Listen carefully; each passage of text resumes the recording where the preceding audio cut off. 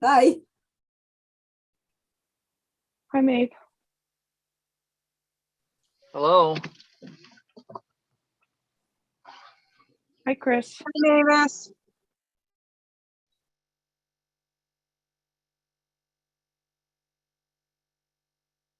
How's everybody doing? I'm doing. Good. Are you having a good time down there? I'm on my way back. I'm about halfway back now, I think. It was pretty good. It was, we had dinner with DeWitt last night, Oh, good.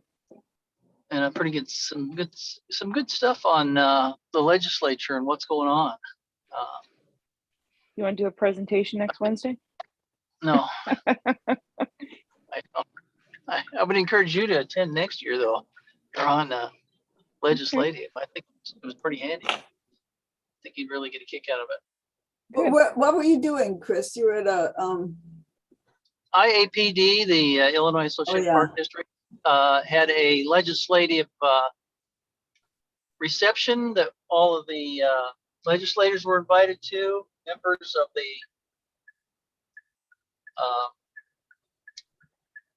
House and Senate were invited to meet with park IAPD members, Park District and Forest Reserve members. And I think DeWitt was the only one to show. I think Castro had planned on making it, but something came up. It's pretty hectic right down here. They're trying to jam everything together in a short period of time. definitely. But it was, and then they had a seminar today with different speakers. A series started this morning at 9 and went to noon. Good. And Monica Myers came down, and so did Matancha, Gloria Matancha. Oh, good. And so I'm on my way back now. And I thought I'd see what. Where were you? Were you in Springfield? Yeah, I was in Springfield. Oh, awesome. Yeah. Well, we hope you are having a sufficiently good time for all of that travel. No, well, it was, I'm only about halfway back, and it's already way too long to drive. Too long a drive. How long a drive is it, Chris? 3 hours and 14 minutes from the county board room to Springfield. 3 hours and 14 minutes?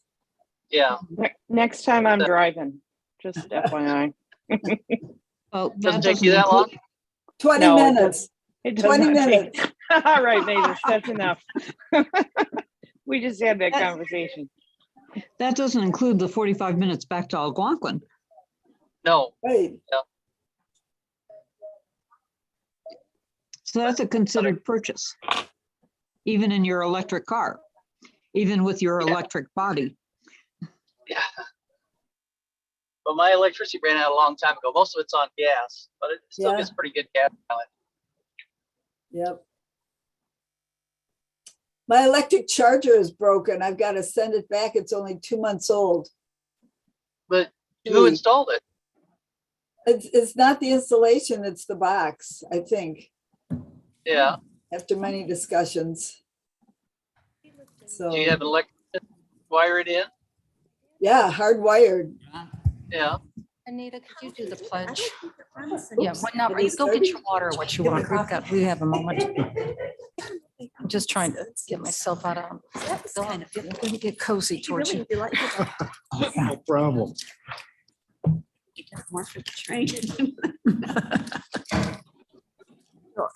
Everyone, you're going to be seeing me off and on because I'm going to be scooting around as I'm playing tag with the sunshine. We need the blinds. Yeah, please. Green, everywhere you go, you are sunshine. I am a sunshine. Yes, a ray of lightness. And we're really grateful for sunshine around now. I'm not going to Yes, complain, but just just to mitigate it a little bit a little shadow. All right. Hi, everybody. With this levity, we are going to have an important meeting today. And I'm going to be giving you some updates after we do the presentations of what your charge is going to be. And I want you all to give thoughtful attention to this charge, because when we meet again on the 22nd of March, there's going to be some really important decisions to be made at that time, because I need to know what your direction as a board is going to be. That's why I wanted to bring you all together with this, because we can't move forward without your direction. You'll be narrowing it down. There are critical deadlines that have to be met. So quick decisions are going to have to be made. Truly, very critical deadlines are going to have to be made. So, listen carefully. I was asked, are we putting one department against another? And indeed, that is not the case. And I don't want any of our departments feel that we're pitching one against the other. That is totally not. But we only can do one at a time, or none, depending on what the board feels. We need to allow the board to make a very thoughtful choice. And that's why I want to have all of you come to present what your needs are and what your future needs are, so that the board can really be thoughtful with their decision-making process. This is not a decision that I want to bring to the board to make that choice. That is not in my authority to do so. It is truly in the authority of the board to make that recommendation. So it'll be a good conversation to have. So with that, could you please call the roll? Allen, Allen present. Bates, Bates present. Berman, Berman here. Brown, Brown here. Davis here. Ford, present. Froz, Raz here. Gums, Gums here. Iqbal, Iqbal present. Kenyon, Caius, Caius present. Kopi, Opie's here. Leonard, Leonard here. Lewis,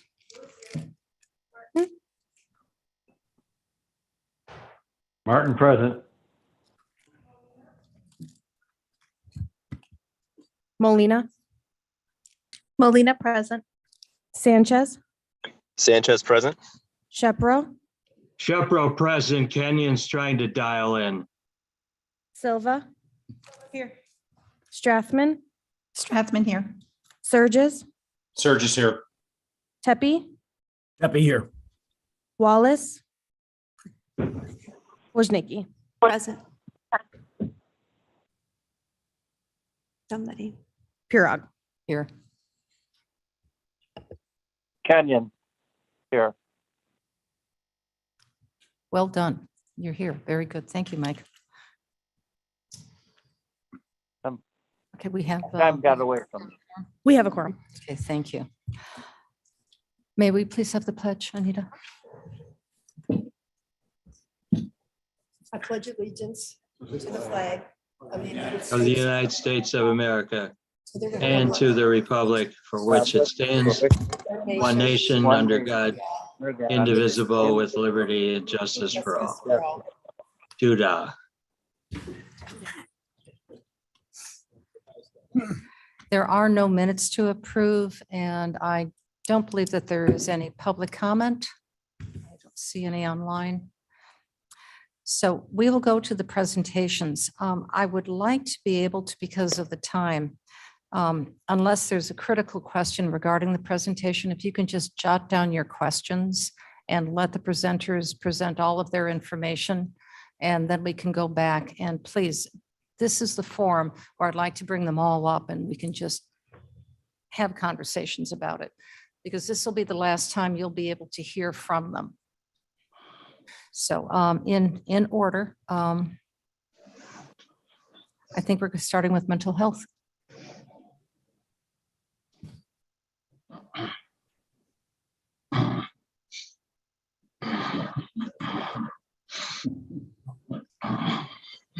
Good afternoon, everybody. So it's difficult to fit in all the information that you have to go in a 10 or 15-minute presentation, but I would love for you to pay close attention to the cost of our doing nothing. We hope to provide you with even more details as far as budgetary costs, but I believe that the gains overall far outweigh any of the investment. And I will just share with you, because I sit in your chair, and I understand how difficult it is to bring out that nasty 3-letter word. I've had a history of not voting to increase the monies that we already receive from our public. But I was at our neighborhood meeting this weekend, and I asked, and I let them know, my good folks at Northeast Neighbors, what we're doing and why this is on the horizon. And I let them know how I felt about it, unsure, really, probably like you. And not one person even asked me how much it would cost them. Not one person came up to me to say, don't do it. I'd say about 4 or 5 people came up to me and said, if you have to do it, do it. All I want to know is where it's going and why and what you're doing with it. So that's what today is about. Thank you. Good afternoon, everyone. Michael Isaacson with the Health Department. I'm just going to go over a couple of slides just to quickly review what we talked about last time, just in case anybody missed it.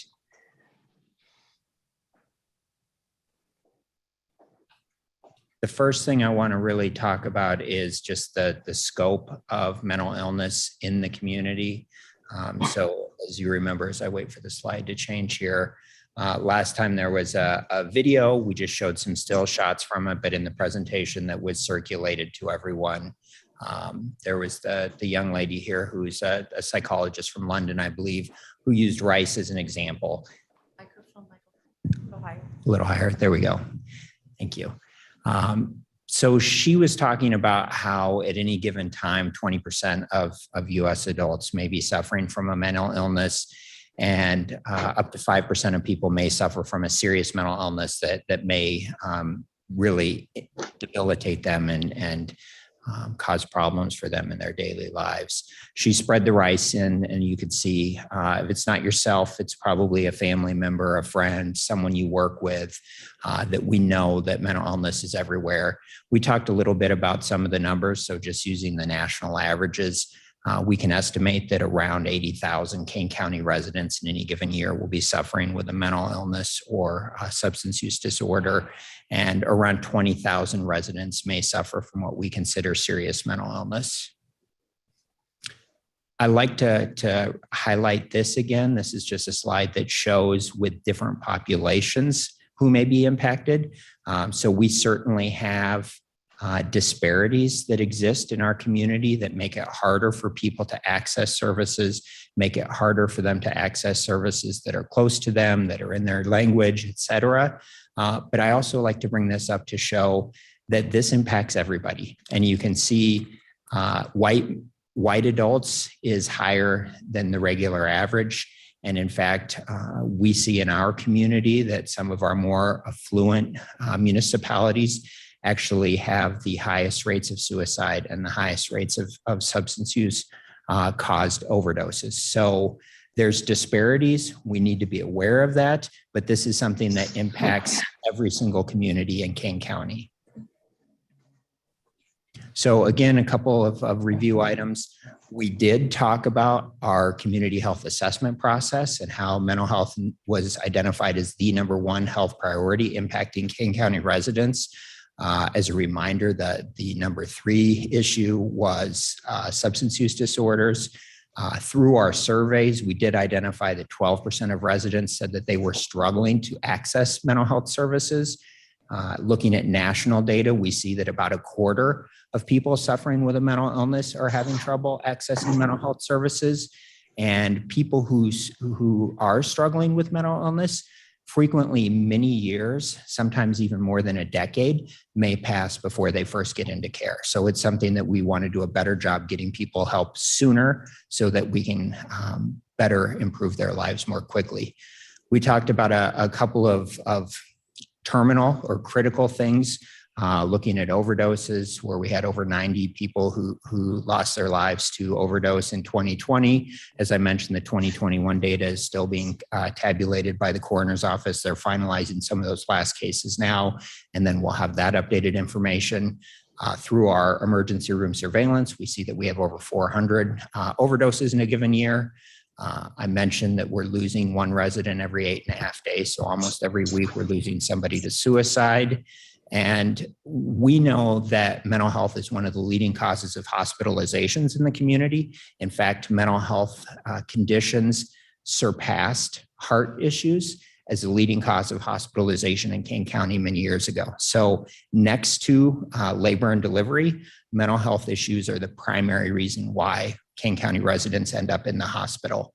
And then we also know that with criminal justice involvement, many times when the police are called, it's to deal with somebody who may be in crisis with a mental health issue. So those are two additional costs that we're looking at. I also mentioned how COVID made things much worse. There's a lot of national studies out there. I did add a quote. We did just have our Youth Voices Forum where we had high schools from around Kane County and high school students who participated to talk about what they're seeing with mental health. And you can see one student said, mental health is an issue that does exist. I can't brush it off and wish it away. So this is something that so many of our young people are struggling with. The remote learning, being away from their friends, being isolated from family has been something that's just exacerbated this issue. And I want to talk about how we measure costs. And as Dr. Silva said, when we look at behavioral health, it's different than say buildings or transportation and things like that, where it's a fixed cost. And I promise I'm not trying to be melodramatic, and I have the literature and can share different things with you all to look at different types of costs. But things for us to keep in mind: what is the cost of doing nothing? So certainly, as we've already talked about, we're losing residents. So whether that's through an overdose, whether that's through a suicide, whether that's potentially through violence, we are losing people. By not getting people into care, or for people who need help, but maybe on a 6 or an 8 month waiting list, that's creating tremendous suffering for our residents. And that's not only suffering for people who are struggling with a mental illness, especially somebody who maybe is just starting to have symptoms. And so they're really frightened, really don't know what's going on.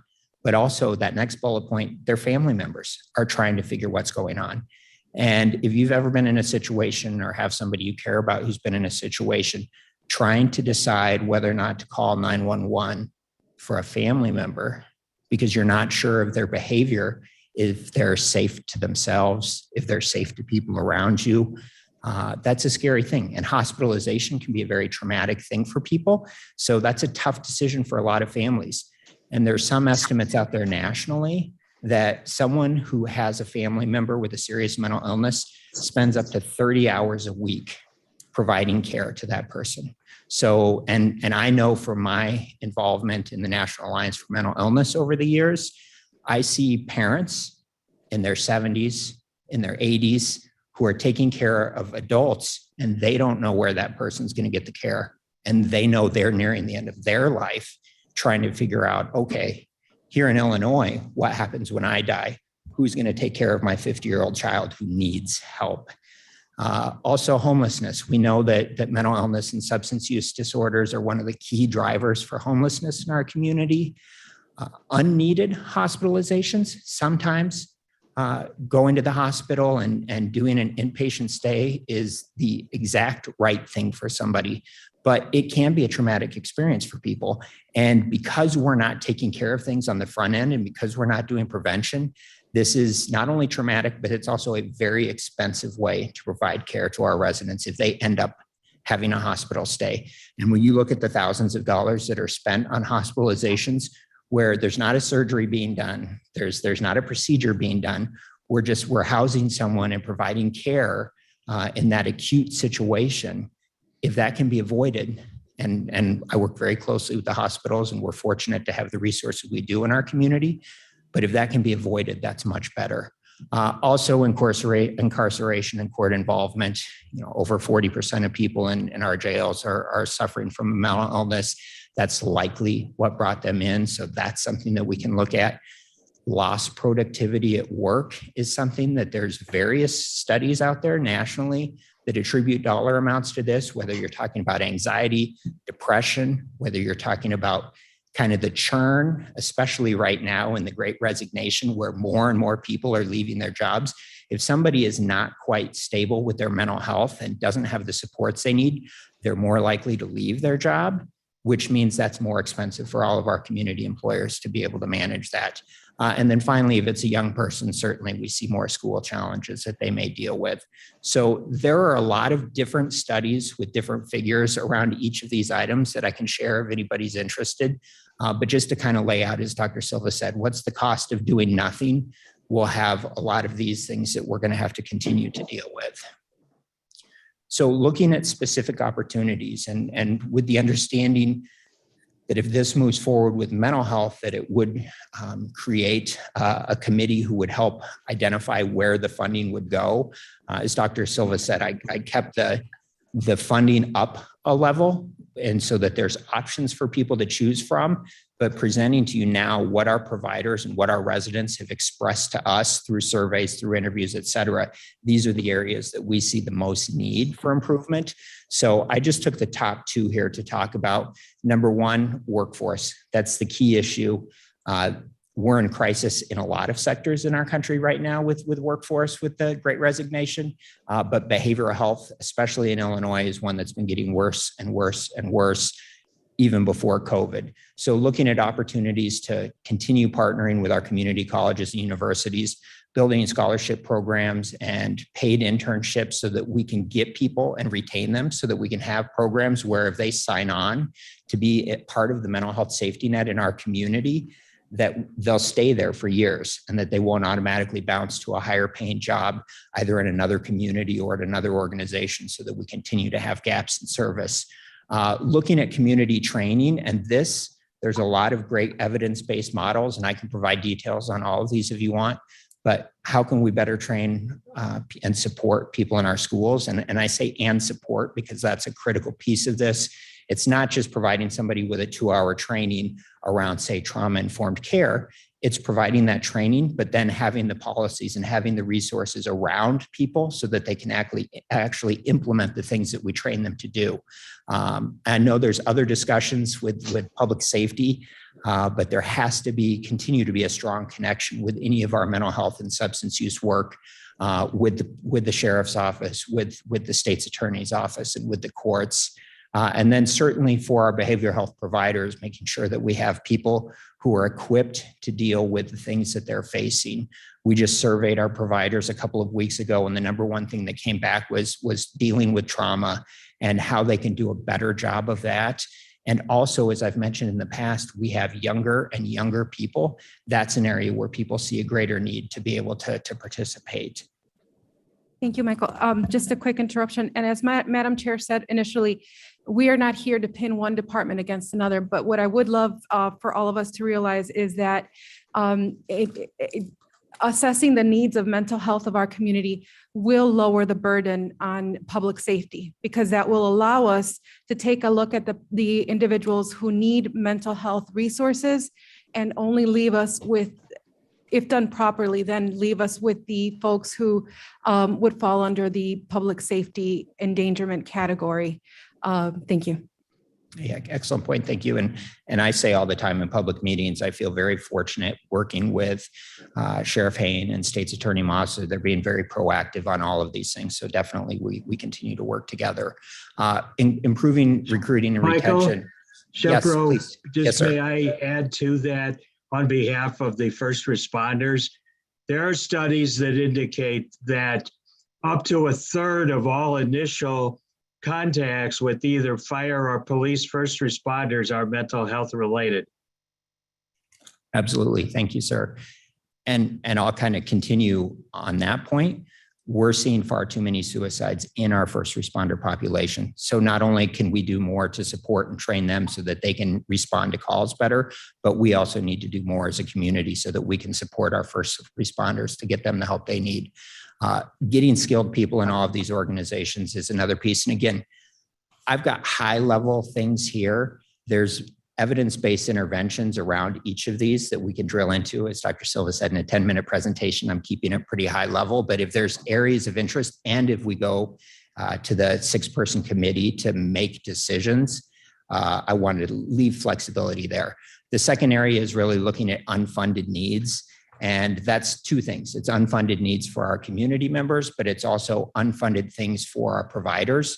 Frequently, things that are very effective aren't reimbursed by Medicaid, aren't reimbursed by insurance. So when I talk about how can we get out there and find people sooner who may need help, this means paying people to go and spend time in the library so that as people come in, there's a place where they can stop and check in, working with the park districts, working with police departments to get more social workers in our police departments so that we can touch people sooner and get them into the help they need. Also looking at what the residents need. So additional crisis stabilization. We don't need to send people to jail and we don't need to have them in the emergency department. We could have a crisis stabilization unit where people come in, they're able to get some assistance from somebody, they're able to calm down so that they're not in that acute crisis situation. And not only is it much less expensive, but it's much better for that person in terms of suffering and trauma. And then looking at a trauma-informed response just across all sectors and how we can look at different needs that people have. So again, wanted to keep this relatively high level. It's different than the fixed costs and the gap that we may see with some of the other things that we're discussing, but I think the cost of doing nothing we've seen over the years, and this is an issue that continues to be worse. So with that, I'm happy to open for any questions. Question, Shepro? Mr. Foz and then Mr. Shepro.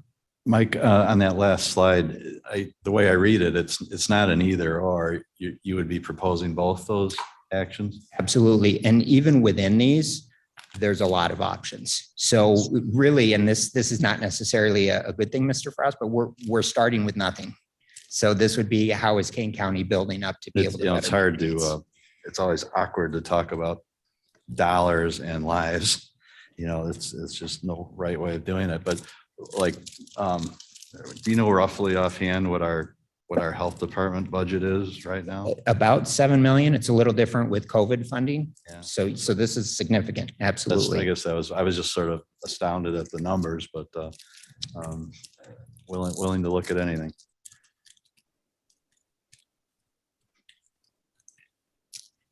Oh, Mr. Shepro, my apologies, Mr. Shepro. A couple of questions, Michael. First, I think you made this clear, but these are all new programs that we are not currently spending money on them because we don't have the programs. Is that correct? That is correct, sir. Now, and while the health department budget, a good deal of that is grant related to specific items. So I don't know if it's actually a valid comparison to look at as a percentage of budget, because I think a lot of your budget is based on the ability to get grant money to do those services. Is that? That is accurate. Yes, sir. And then I guess for these particular items that you've highlighted, are there grant funds available? I assume not in the amount of $9 million. What are the other available resources that would exist to implement these programs? And how much of these are either you do the whole thing or you're not really making an impact? That's an excellent question. So everything I've talked about here is high level and is scalable. So the more resources we have, the more people we can reach, the more we can get interventions into people. We do have grant funding that we've been able to build up just over the last 3 or 4 years at the health department, where we have an early childhood mental health consultant. We've just received additional grant funding where we're going to hire 2 more to go in and work with childcare centers. We do have a multi-million-dollar children's mental health initiative where we're able to start doing some of that work. And we do have a new grant that we just wrote for the Illinois Department of Public Health that's giving us the ability to do some more things around opioids specifically. So 2 parts of your question, I think, are it's scalable. So it's not all or none. And the second thing is we can continue to piecemeal and pull in outside resources, but that's not a comprehensive response for us as a community. It's more siloed and it is piecemeal, unfortunately. And I have one last question. Dr. Silva and you both talked about the cost of doing nothing. Are there any numbers about, what that number might be? I mean, for example, hospitalizations due to not having alternative treatments available. I know that number is probably very hard to come by, but I wondered if there's anything that suggests what it might be. I know there have been that for incarcerations. What is the cost of incarceration versus other programs? And I wondered if there was something like this for something like mental health. I happen to know the answer to the cost of incarceration. It's $33,000 per year per individual. Right. But I guess my point simply is we talked about the cost of doing nothing here. Yes, I mean, so if you're talking about spending $33,000 to put someone in jail that could otherwise be getting treatment, I guess would be an example of that's a cost of doing nothing to solve the mental health problem. And I just want to make another plug. The fire departments and the fire districts weren't really eligible for a lot of the funding that we've gotten recently. And yet they have, as Michael suggests, a very substantial need, not only for the people they encounter, but for the people themselves who, I don't know that in my district we've had any suicides, but we've had people who can't take it anymore. So I do think that that's an important component of the presentation, and thank you for listening. Mr. Shepro. Faith, please. Hold on a second. I've just moved from the sun, please. Thank you. Mr. Shepro, I really like the way you think, and I think that's a very astute question. Obviously, we would have some informal numbers by talking to our department heads, and that would shed light and give I believe, a very substantial number. But I like the fact that you're painting a very clear picture, and definitely Michael and I can make some phone calls and give you an informal number, which again, I believe will be large. One question for you, Michael. Do you feel that there is a substantial amount of grant money out there that would provide matching funds? Meaning, if we invest, what have you, $1,000, that there are matching grants from the federal government that would double our investment? Yes, I do think that. I believe that this is an investment, absolutely. And I can just tell you our experience with the Children's Mental Health Initiative that we have. That's private foundation funding. It's a 7-year grant that we were able to competitively get to bring those funds into Kane County. Because we had those funds, I was approached by another funder who now is giving us over $160,000 every year. That's what I was referencing with the early childhood. They said, we see what you're doing over there, and we want to be able to contribute to that good work. So in terms of just straight matching, absolutely. But I think as we build this, it's not only going to help the county, but also it'll help other providers to be able to be more competitive when they're writing for grants as well. And to Mr. Shepro's comment, we do have numbers on the cost of all of these things. So again, we have avoiding incarceration, workforce, you name it. It's pages and pages and pages. So if there's any specific areas that anyone would like to see data on, in some cases it's national averages and projections, and in other cases we have more localized data, but we absolutely can provide that information. And perhaps we've got a number of questions, and I want to be, again, sensitive to everybody's time so that everyone has a full opportunity to present. If we can, Mo Iqbal is next, and then I know Mr. Leonard would like to speak as well. If you have that data, could you please send it to Jane, and that she will share it with the entire board? Maybe a summary would be ideal. Yeah, just a local summary. We don't need Local to see summary. national Very data. good. Okay. We're just talking about how we can help our residents of Kane County.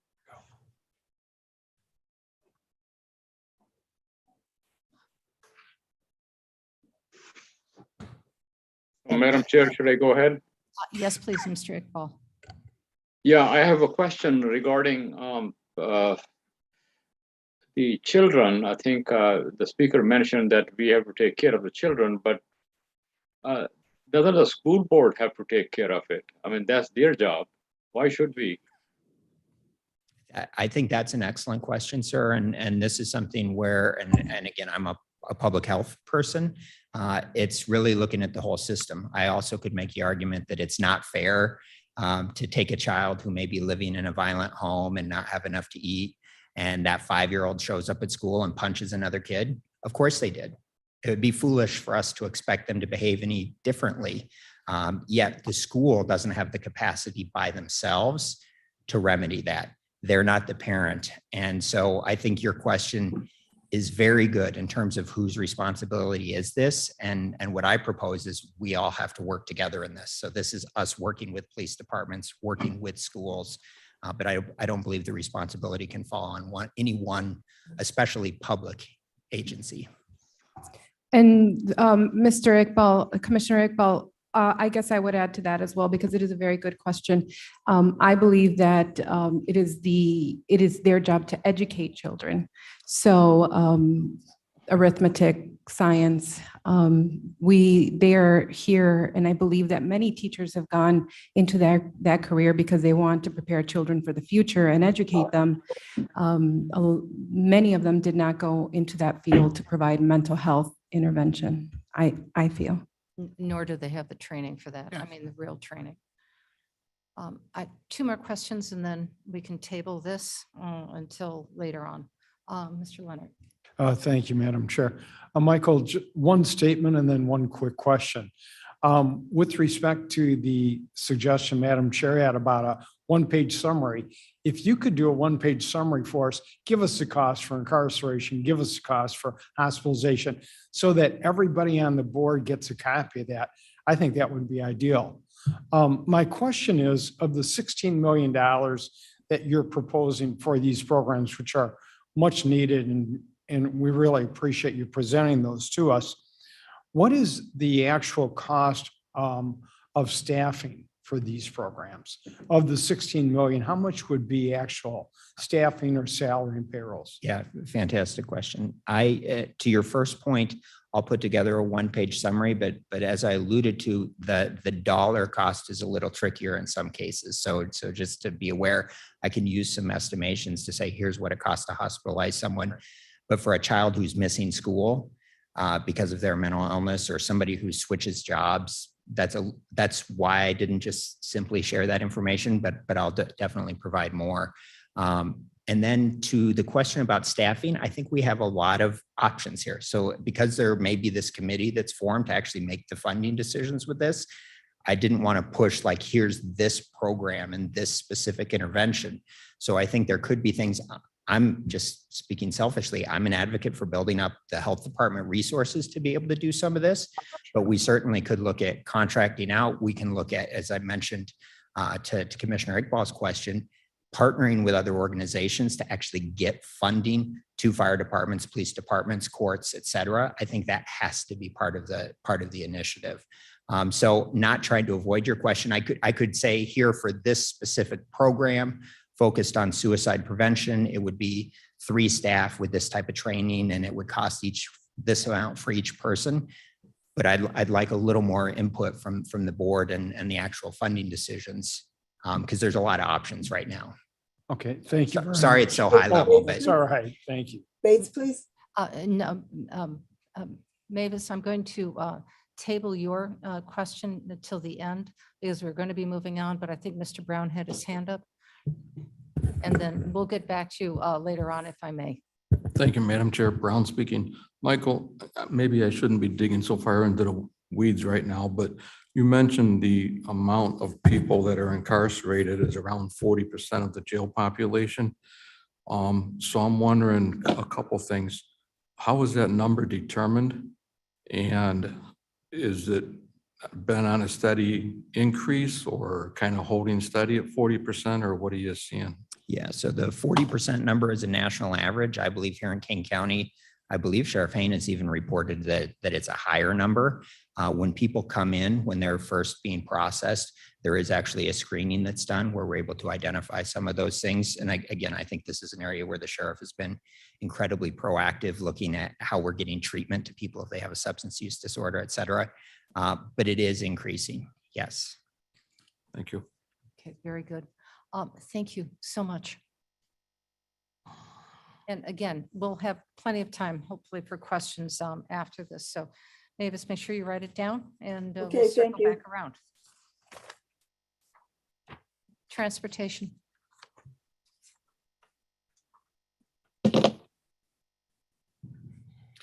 Good afternoon, Tom Rickert with the Division of Transportation. This is pretty much the same PowerPoint that I had at the previous Committee of the Whole.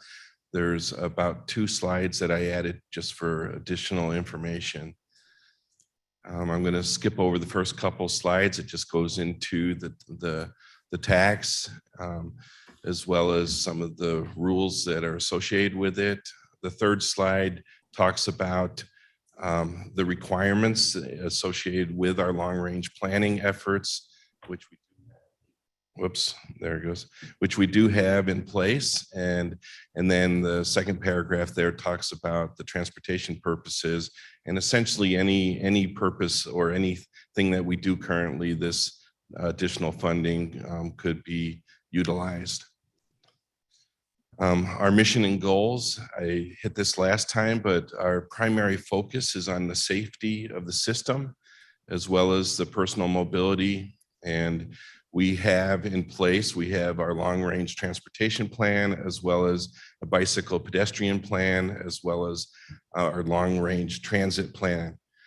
We do a lot of cooperative planning efforts. We work directly, about 90% of all development is municipal, and we work directly with the municipalities on a lot of different development activities and do a lot of cooperative planning, not only with municipalities, but also with the county planning staff. We work on the quality of environment, and we also look at the system efficiency and try to keep up with some of the intelligent transportation system applications that are out there. Our planning efforts are based upon addressing demographic changes. Those changes are put together by Chicago Metropolitan Area Agency for Planning. And so CMAP does give us all the population and household data, and then we utilize that in modeling efforts so we can see exactly what the impacts are. When I was here last time, I talked about how the first time I came to Kane County, when I came to Kane County, the population was under 300,000, and now the population is probably around the 530,000 range. So it's grown significantly, almost 250,000 population. And by the year 2050, it's anticipated that it will grow by another 250,000. So 250,000 additional people, as well as about 116,000 additional households that will be in the county. So you see some on the graph there, you see some of that growth, 51% growth in population, 64% in households. What this translates to is transportation needs. Since I've been here, I've seen portions of Orchard Road actually constructed that didn't exist prior. I've seen Randall Road go from a 2-lane to a 4-lane. So there's been a lot of different improvements that have gone in because of those transportation needs. And without those highway transit and bike ped improvements, our system performance on our highway system will decline significantly by the year 2050. You can see some of the percentages there. There's 75% of our lane miles would be congested by the time 2050 is reached. The 2 maps on the right, you can see the congestion map for 2003. Primarily, you were looking at like Farnsworth Avenue and portions of Randall Road that were congested. The whole eastern 2/3 of the county will have different aspects of congestion by the year 2050 because of the growth projections. Moving on to the transportation plan. The transportation plan was adopted by the county board on May 11th of 2021. The various travel demand and implementation aspects are within that plan. And because of the limited revenue sources, our primary focus is on maintenance. And so we list that as well as safety improvements. And then as we're able to, when we have funding, we'll do continued enhancements as far as capacity on Randall, Fabian, Kirk, and Orchard Roads, and then various intersections and capacity improvements countywide. There's a number of intersections that we'll have to have either safety improvements put in or signals someday in the future. And so that funding is taken into account, the consideration of the costs. In the long-range plan, this process was a 3-year process. We had over 3,400 public comments that came in over our public comment period. The plan ultimately ended up being $1.023 billion estimate. That might sound like a gigantic number, and it is a gigantic number, but I can share with you in the years that I've served the county that we've spent way over that amount. We continue to figure out ways to find funding and address the county highway system, as well as we work with municipalities to address their needs as well. So it's a significant amount. The state amount is almost identical, but that's not what we're here to talk about. But I just wanted to let you know that the transportation aspects there's a lot of needs out there. In the Kane County's 2012 bicycle pedestrian plan, we didn't really get into the particular needs, but I know many of you approach me quite regularly saying that we need additional sidewalks, we need additional bike trails along our system. Currently, the funding that we have does not accommodate for those types of improvements. We try to, as best we can, when we do a significant capital improvement like the widening of Randall Road or Orchard, we try to do our best to accommodate the multimodal aspect of the corridor. And then in transit planning, our focus has been primarily with enhancing riding cane. And so that's been our focus. We also are working very closely with our municipal partners in order to develop transit corridors. Transit is very expensive, and you need basically the density in order for it to pay for itself. And so we've been working with municipalities to do apartments and condos along the Randall Road corridor and trying to make sure that the Randall Road corridor in the future can actually operate as a transit corridor. When we talk about transportation projects, I think it's very important that you recognize, this is one of the new slides, that it takes time to actually develop a project. Quite often I have a member from the public that might come to me and say, well, we need this done this year. And generally, unless it's maintenance, it takes way over a year. You can see on this chart that general maintenance is 1 to 3 years. If there's a bridge involved, you're looking at a minimum of 5 years and sometimes more, because we actually have to put in the capacity for the stormwater or for the creek underneath the roadway. And then new construction is 10 plus years for a project. And I listed on the bottom there the various phases. You start out with planning.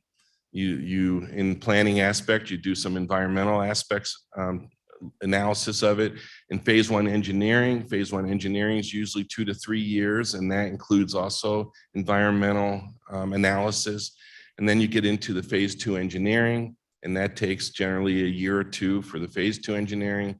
And then land acquisition, you're generally at a minimum, you're looking at 2 or 3 years just to acquire the land for the project. And then you have construction, and all of that equals 10 plus years. And so I just wanted to kind of let you know that we we basically do a 5-year financial plan, which is required by law. So every year the county board has an opportunity to see what we're doing, and from the engineering level all the way through construction.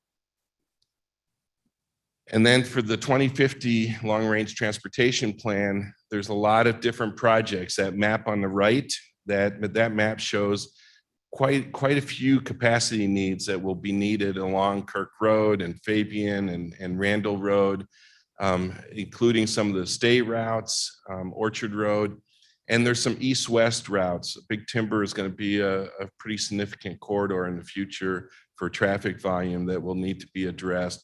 And there's other roadways that are going to be similar. Kesslinger Road is going to have some growth that needs to be addressed. So you can see the list on the left. There's 3 interchanges that are currently being looked at that will need capacity improvements. Randall at I-90, Randall at US 20, and Orchard at I-88. There's also a number of corridors and intersection improvements, including signals and bike ped components. And again, most of this is focused on like Randall Road, Orchard, Kirk, Fabian, Big Timber, Plank Road, and Main Street roads, and Kesslinger are also some of the east-west roads that are going to need various improvements over time. And then multimodal, again, a key aspect. We're trying to continue to look at enhancements and addressing the required federal ADA changes that need to be occurring on our system, as well as bicycle pedestrian improvements. And then we also have various transit efforts that are underway. We've started to connect sidewalks. We've put in PACE bus shelters along Randall Road. We worked with the city of Aurora on some of their transit connections. So a lot of coordination with the municipalities as well as with PACE and Metro and different transit projects.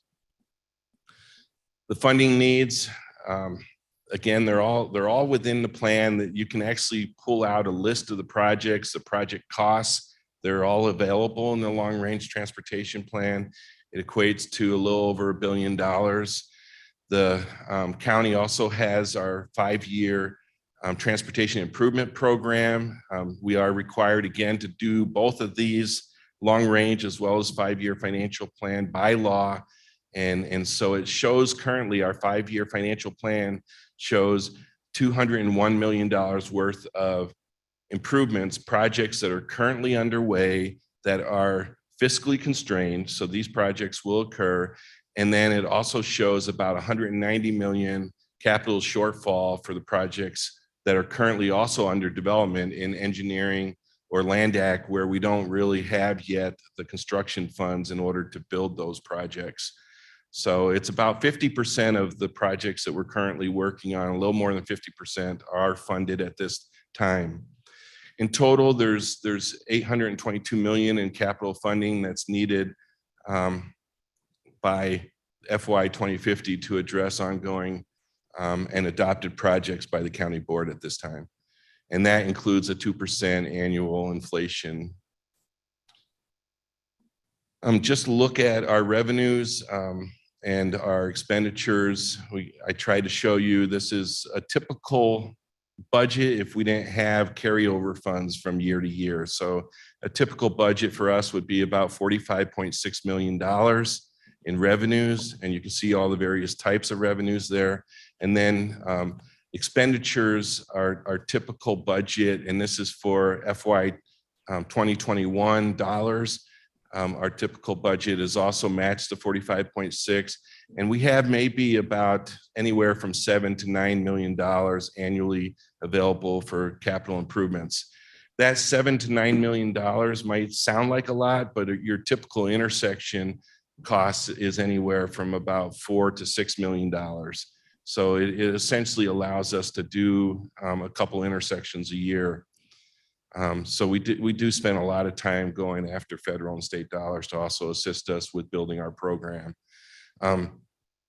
The primary expenditures, those are things I think you're all hopefully well aware of: pavement maintenance, personnel, traffic signals, maintenance and operations, ice control, vehicles and equipment, bridge inspections, repair and replacement, ADA improvements, and ride and cane. Looking at the benefit potentially of a 0.25% sales tax for transportation. If we look at the 13 million annually, and we look at the expected revenue over 27 years. With the potential growth over time as well, we're estimating around $481 million that would come from that over the 27 years out to 2050. At about $9 million current capital spending until 2050, we have around $225 million. And then on average, we probably, except for our large projects where we get like a federal earmark, which only occurs maybe once every 7 to 8 years, we probably, other than those types of earmarks, we probably average around $2 million a year in federal and state funding. And so about 50 million. So this gets us really close to the 822 million.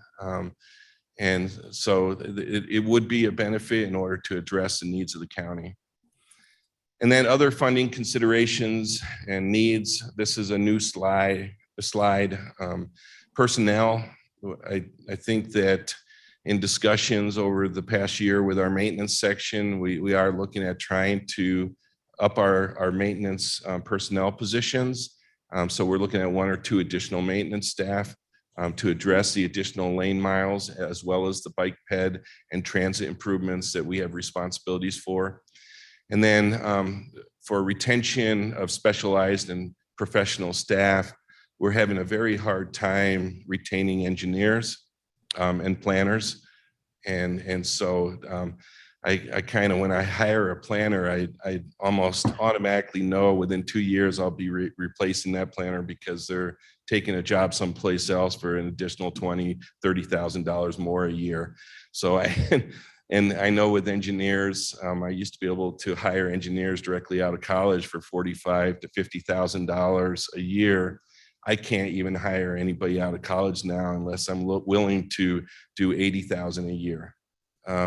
There's just such a need, and with the various projects that are going on in the state, they're just immediately grabbed up, and they're offering to reimburse all college tuition loans, and so it's very competitive right now for engineers. And then increasing maintenance costs by bituminous pavement. This fluctuates with oil prices. Just since last year, the pavement index is up about 34% since last January to this January, and it's probably going to go up more. So 34% over the past year, and it's probably going to be more than that over the next year. So it's pretty significant. It used to be when I first started working for the county, we were paying about $25 a ton for bituminous, and I've seen it right now. It's probably around 80 or so, but I've seen it even up over $100 a ton. So it fluctuates greatly, and it is. I'm anticipating over the next year that our resurfacing costs. I showed 8.8 million for pavement. We're probably looking at an additional over $2 million just in resurfacing costs annually. At current numbers, they are going up, like I said. So, and then trucks, scarcity in trucks. It's very hard to find trucks, and they're becoming more expensive. And then capital and consideration of other costs. There's county participation with IDOT, complete streets, technology costs. And then I'm mentioning over again the 190 million of current unfunded projects that we are doing engineering on right now. And sustained value for the King County residents, safety, an opportunity, improve daily lives for residents, improve business climate, as well as I should have mentioned job creation. There's significant costs or there's significant job creation that comes along for the projects that are created. And then alternative modes of transportation. We really are trying to get more heavily involved in addressing those needs, fewer traffic bottlenecks, and improved traffic flow and signal synchronizations. And that's all I have. Thank you. Yes, Anita. So I have a real quick question. So I heard from somebody Monday that a lot of our small bridges are in really, really poor repair, the ones on our little county roads that our buses go over. Is that true? I guess the bottom line. What did you say, that they're in disrepair? Or they're- That we have a lot of problems with our smaller bridges, that they are needing repairs.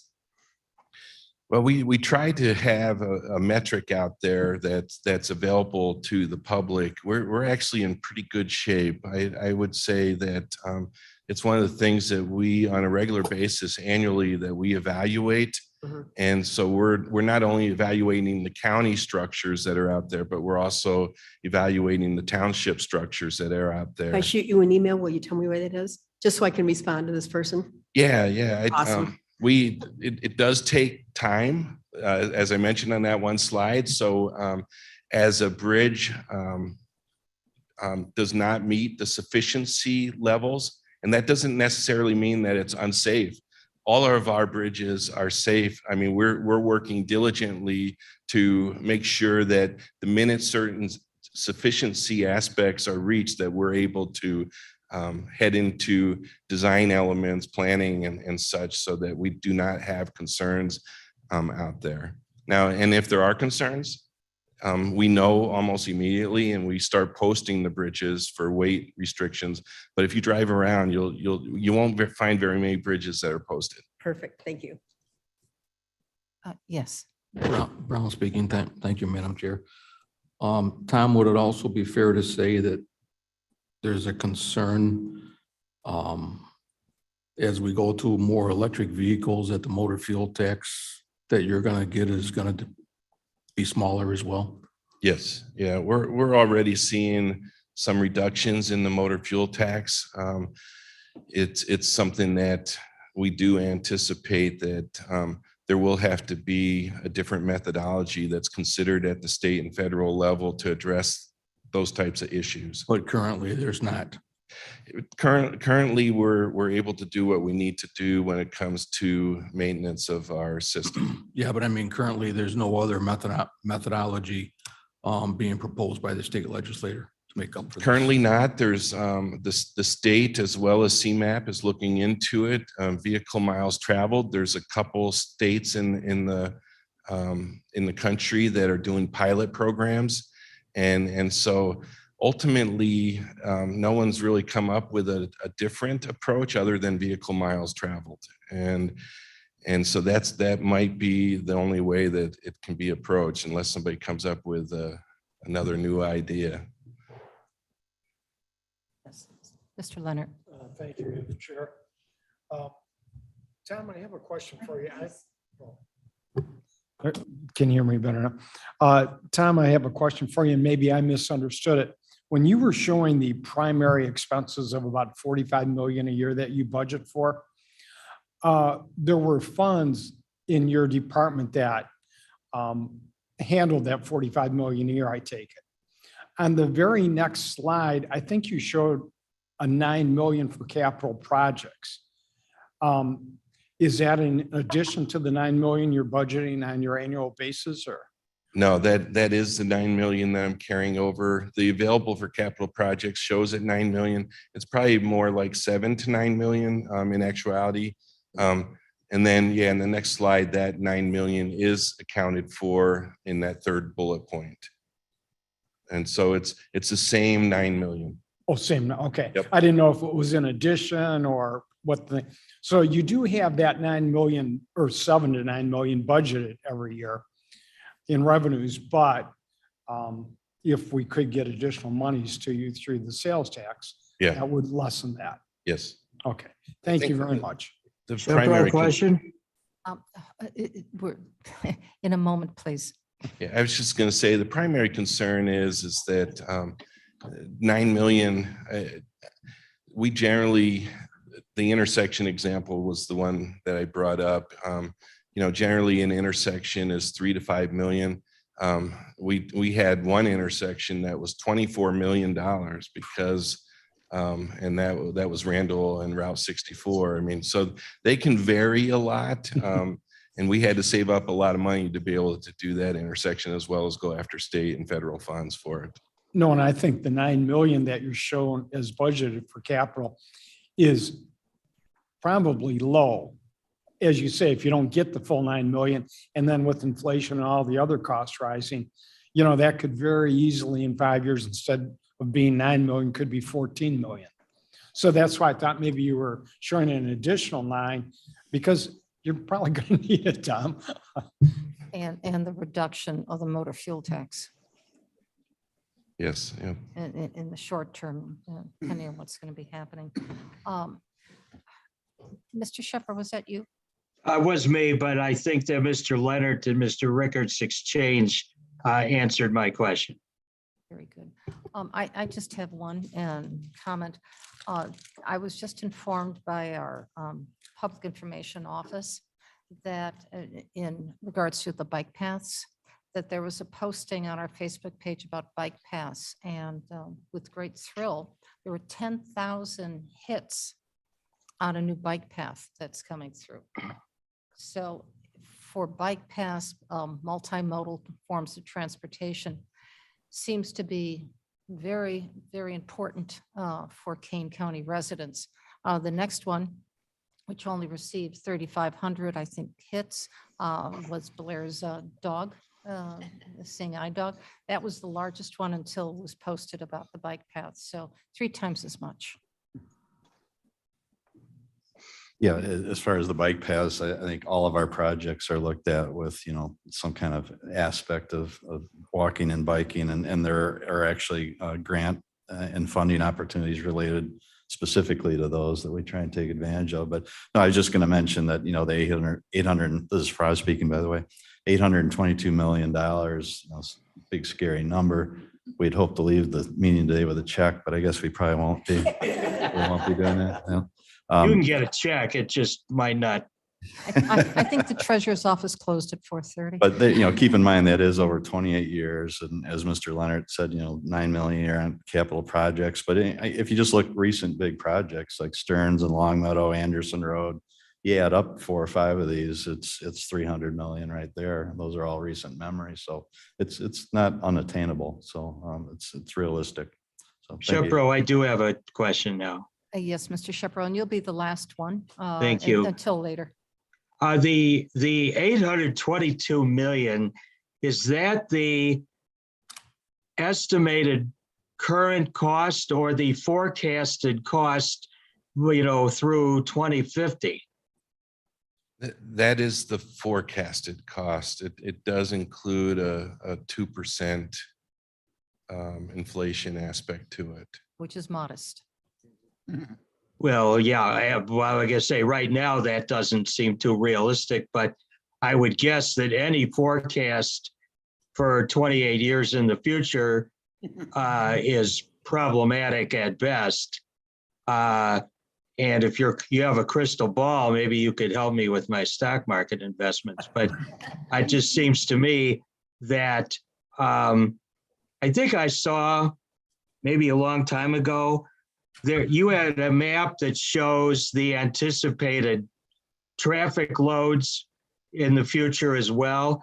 And as I seem to remember, they overwhelm our ability to keep up with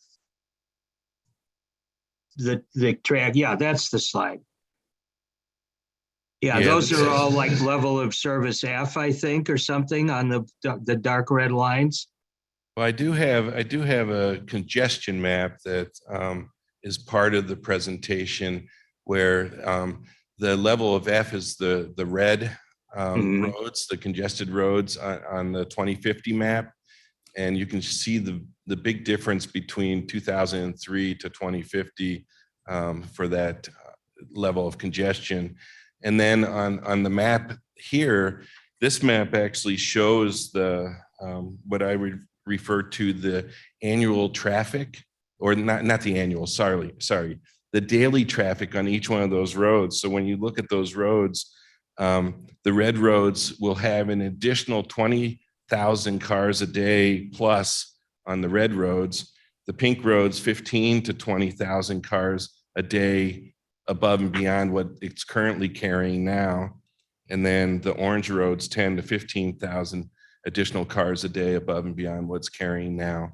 And So could you put that in layman's terms? I mean, what does 20,000 cars a day mean to, Randall Road or Route 47? Yeah, I guess I would say we generally do additional lane widenings anytime you see a growth of around 15,000 cars. So you're looking at additional lane widenings that you need to do for the 15,000, 20,000 cars a day. And so I think that's maybe a way to describe it. Another way is that we're generally looking at ADTs to almost double on our roadway system. And Tom, what would be like, say Randall Road and St. Charles, what would the total cars per day? well, you're probably, and this is just a guess right now. Yes. You're probably looking at going from around 40,000 cars a day on Randall Road through that area to around 65,000 cars a day. So bring your thermos. Yeah, there was one of the slides showed the hours of delay, and I gave an example last time I spoke about it used to take me 25 minutes to get to work. Now it takes me 40 to 45 minutes to get to work. And so your amount of travel time it's going to increase, and the delays in traffic is going to increase. So we can move on to the next one, but would it be possible, I don't know if these numbers exist, the cost of delay in transportation, in congestion versus economic development? Because if we're going to invest $822 million over a period of time, how is it going to benefit the county's economic development versus not doing it and having to deal with this overt congestion? I mean, are people going to avoid going shopping on Randall Road? Are they going to look at other places to live where it's less congested, better, hopefully air quality we won't have to worry about, but truck traffic, railroad traffic, we already know that that's being talked about as we speak. So what is the cost of doing nothing? I will see what I can do in that regard. As far as job creation, that's another way you can look at some of the economic benefits. And generally, when you look at some of the national studies on it, you're looking at anywhere from around 12 to 20 some jobs created per $1 million of expenditure on a highway construction. So you're probably, for that $1 billion, you're probably, let's just say 15 jobs per $1 million. You're probably looking at about 15,000 jobs total that it's created because of the work that's needed, the workers that are needed to do it. But that's just construction. That's just construction. I will look and see if we can find anything in regards, because I'm sure there's numbers out there. I'm positive there are. Thank you. Thank you. Okay, very good. Thank you, Tom.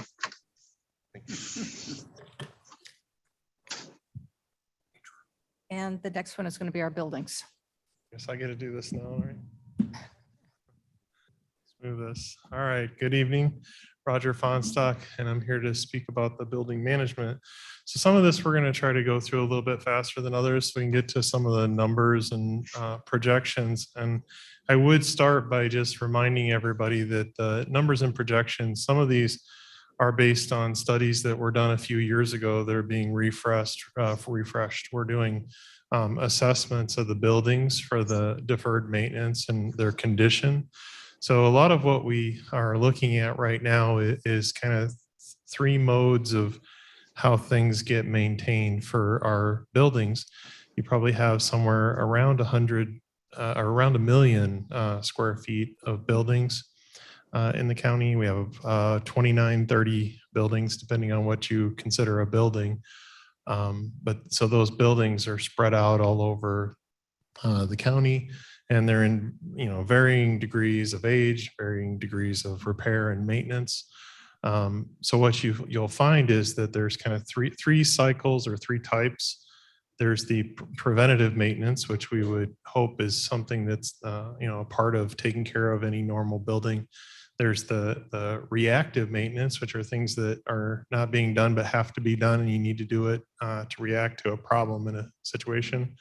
And then you have this deferred maintenance, which are things that haven't been done over the years that probably should have been done. And there's a study, and we're going to talk about that for a minute. And then you have obviously the assessment of the current spaces and the use of the spaces. And then the master plan, which would give you guidance or a plan for the future of buildings and the utilization of space in the county. So we also have some numbers for that. Some of this we've already talked about in the previous session where we're talking about all the different studies that are going on. I think in the last couple of weeks and looking at building management, a lot of the inventory of the existing buildings and assessment of the buildings is becoming critical. We need to really get a handle on the actual assessment. I think that's more important, and a priority over even the master planning in the future. And we'll talk about that as well. Once we get beyond that, looking at the future utilization and space needs, I think that's gonna follow later. And I had talked before about kind of 3 different ways of looking at this: maintaining what you have, take care of what you own, take care of the buildings that exist, try to leverage them. We the last 2 years have really pushed a lot of technology into the buildings. We do a lot of things really different than how we used to do it 10, 20 years ago. And I think even the judiciary will tell you that last 2 years have been a game changer. They don't do things the way they used to, and they're reconsidering that right now. It's probably important to know. I think one of the biggest project plans that's going on right now, which is maybe not all of us are aware of, but the judiciary and all their partners are doing a master planning session. And they're talking about all these things, about how they use their facilities and their buildings, and how they use their people. I think that's an important part of it too.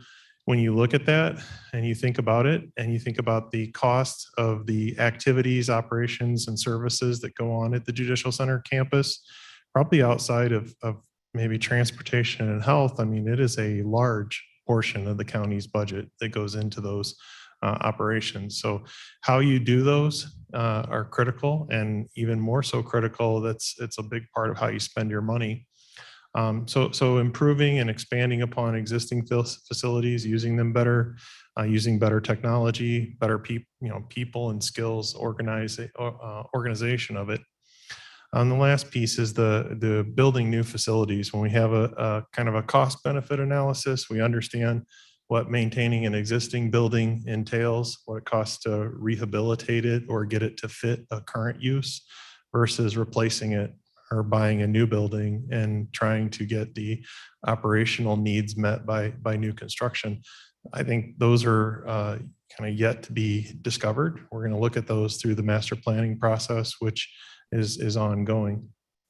So, maintaining existing facilities, we've talked about this. There's a lot of aspects that go into this, and these are probably the core features. This is what's going into the assessment and looking at the deferred maintenance and how do you deal with the routine maintenance and service requests, and then all of the different elements that go into what I would consider to be a healthy and well-maintained building. We even have some other additional items that we've been talking about, is like the safety and security, accessibility, a lot of those things in buildings that are approaching 100 years old. Retrofitting it or trying to get it to where it's accessible versus starting with a new construction is quite challenging. This building even is approaching 100 years old. So common issues, we have all of them in these old buildings. I don't think we need to read through the list. We've gone through this before. I want to get to the numbers, but we do have significant amount of effort that goes into the deferred maintenance, reactionary types of maintenance. And I think right now, less of the time and money is spent on the preventative types of maintenance because of all the things that they have to react to. Going back to that type of maintenance mode operationally, one of the challenges that you have is it is people. It's not just capital reinvestment. I think that's been stressed over the last few years. I've been looking at some different ratios of staffing of maintenance to square footage. And I've seen numbers of anywhere from, one person to 20,000 square feet, one person to 80,000 square feet. The average is about 1 per 50,000 square feet. So one person to maintain a 50,000 square foot building for mechanical maintenance. And then you have contractors, obviously, that go with that. Right now, we're somewhere about half of that mark. So, we need to improve the operational maintenance that goes into our buildings, whether it's, and when we're getting into that, we're looking at the existing, staffing budget, which, I think staff budget for operational maintenance is 12 people right now. So if you'd use the 50,000 number that I was telling you, we're 8 people shy of being operationally at 50,000 square feet per maintenance technician. We have a lot of aging facilities, a lot of deferred maintenance. These are just, pictures of some of the conditional things that our maintenance workers see. You'll see, buildings that have numerous issues from, deteriorating concrete to, bathroom and plumbing issues to remediation of different things that have to happen. We have, a lot of different challenges. Storage and space is one of the chief ones that I deal with. A lot of people are looking for us to digitize or create like digital records to get rid of boxes of paper and file cabinets and try to recover space. I can show you a few places in the county where there's a lot of physical stuff as opposed to digital. We also have old structures that need removal, and we have a number of buildings that are scheduled and slated for demolition. We're working on a plan to try and get those started this year. We did finish the multipurpose building, which was a big relief to the Fabian campus, and we need to execute the plan to basically prepare that land for its next use. You can see some of the old structures, not so sightly, but they're there still. We need to work on getting those off the property so that we can prepare it for whatever next use it is. So the deferred maintenance in 2015, we had a study that was done on 27 buildings, and I would say we have 29 buildings now. The need was $18 million worth of deferred maintenance, and this is about a 640-page document. And it documented all of the varying degrees and gradation of all of your mechanical systems and various building systems. And they actually itemized $18 million worth of work. That wasn't an estimate. It was pretty much an itemization of what needed to be done. And, looking at that number and looking at what the budget has been, that they spend an average of about $2 million a year on capital reinvestment in the buildings. And then we had the multipurpose building and a couple of other large capital projects, but those were really different projects, different budget areas from what we would do in capital replacement or life cycle replacement. And again, the assessment is being updated. We've been working with White and Company to do that part. The previous one, I think, was done in part with Cordigan and Clark, but they're going to do an update of that, and we'll have a similar projection. But as you spend $2 million a year to try and catch up on 18 million, there's new things that are going into deferred maintenance. So I'm going to project, just with my limited amount of knowledge, that it's probably not going to be better than the 18 million that we saw in 2015. That's just math and the types of deferred maintenance that we see. So we go back to improve and expand and build and trying to do some of the things that we talked about. I don't know that you can outrun the deferred maintenance. That's going to be there. You're going to have those things. This new assessment is going to come out, and it's going to tell you, what you have to deal with. I think, looking at the condition reports and trying to do the coordination with the offices and departments and the planning will be critical, because you have limited funds to do that. If you don't have some funding source to deal with $18 million worth of deferred maintenance and also doing preventative maintenance at the same time with, let's just estimate 20 maintenance technicians, which would be if you added another eight maintenance technicians at $100,000 with salary and benefits a year. And that might be challenging even if you can find good maintenance people at $60,000 to $70,000 plus benefits. So if you added eight maintenance technicians, it might cost $800,000 a year to add those people. I'm not saying that that's where we're at. We're still doing the assessments, but that's the kind of numbers that you'd be talking about.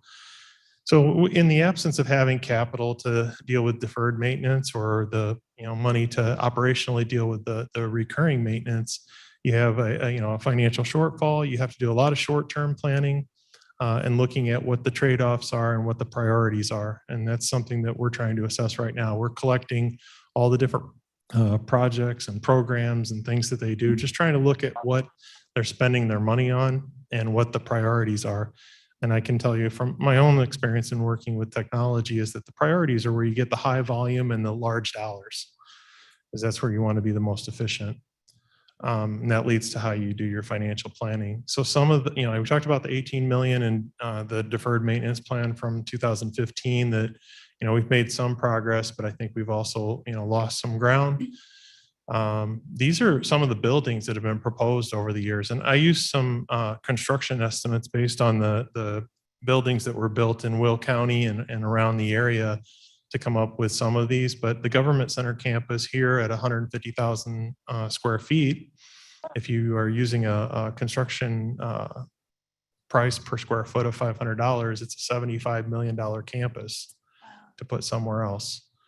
And that's if you thought that this was not a good cost benefit investment to keep putting your money into this campus as opposed to being somewhere else like the Judicial Center campus or the other side of town.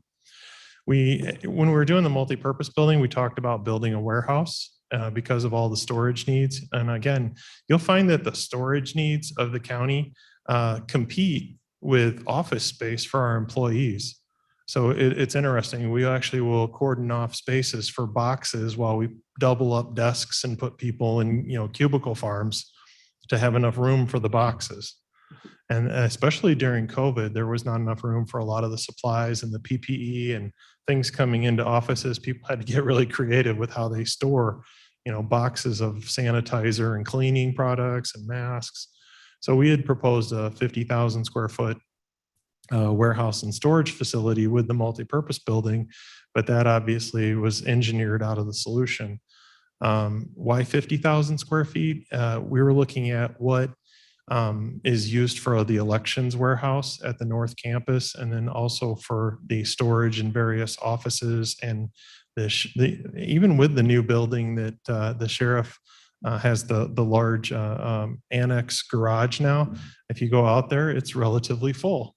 And that's because they built it, kind of right size to, provide shelter for all the vehicles they have.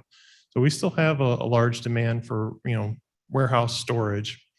There's been talk on and off about our current health department building, which was acquired early in my career. I think it was at early 2005, somewhere around there. And it was retrofitted from an old professional building to become the health department. Some of you, I don't know if anybody here remembers when the health department was in the basement of the 6th Street School. They used to be in the basement of the old 6th Street School. And I remember when they moved there, that was a glorious thing. We got a newer building.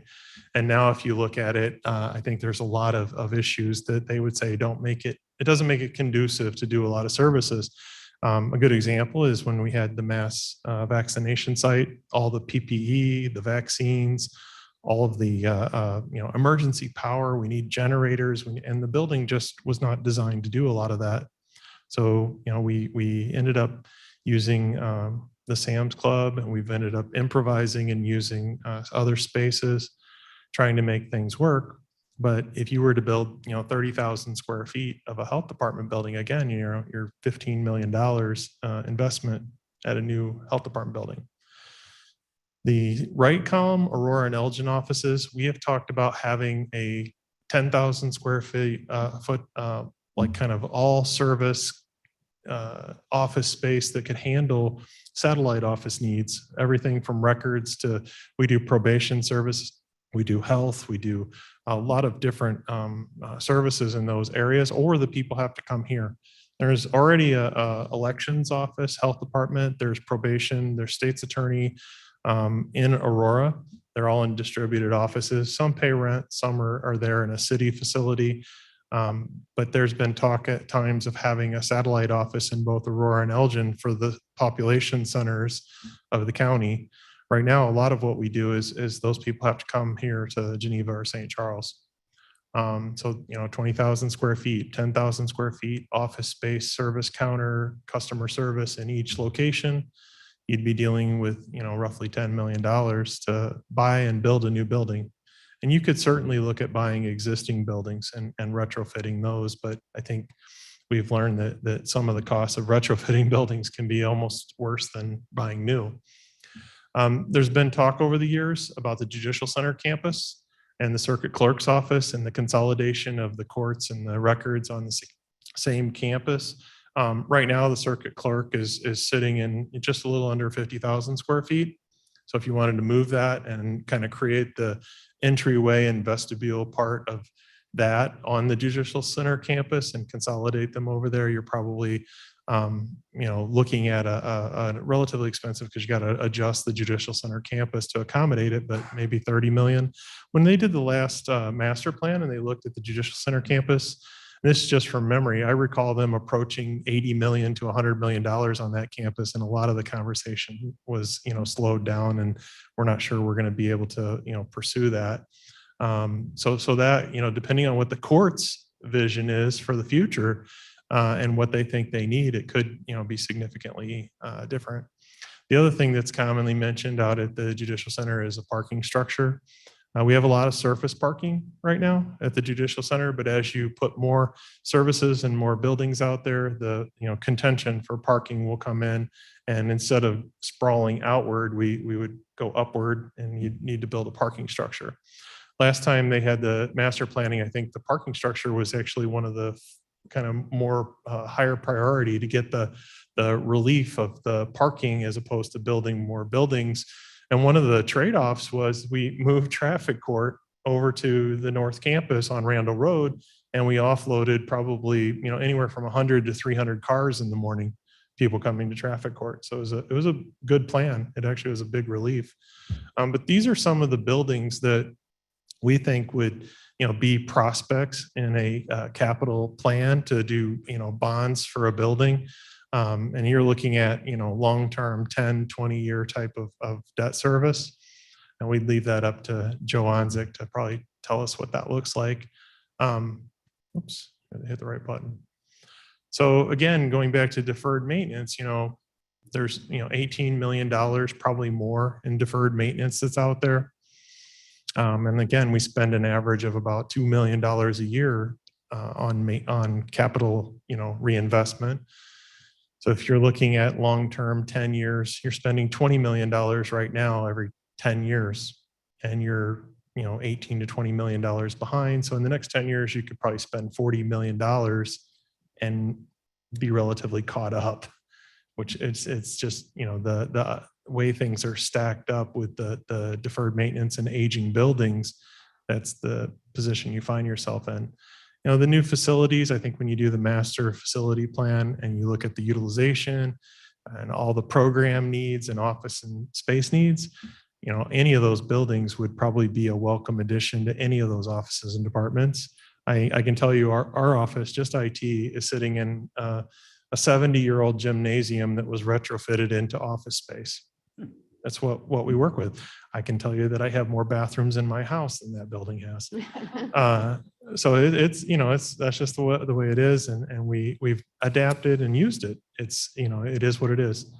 Those are the two main categories that we were talking about, though, the 18 and deferred maintenance, and then obviously the up to 150 million in buildings that I could see in the foreseeable future. If you're looking at 10 years to 20 years out, those are kind of the vision. Another one that didn't make our list, which I think we actually had a study that recommended it at one time, was a consolidated dispatch center. And it was almost $35 million for an actual dispatch center to support 911 and emergency management. And it was a discussion about whether or not we would want to, even entertain talking about that with the board and the cities. And I think that at the time it didn't have enough, traction to get people to want to have that discussion. But that's something that's out there as well.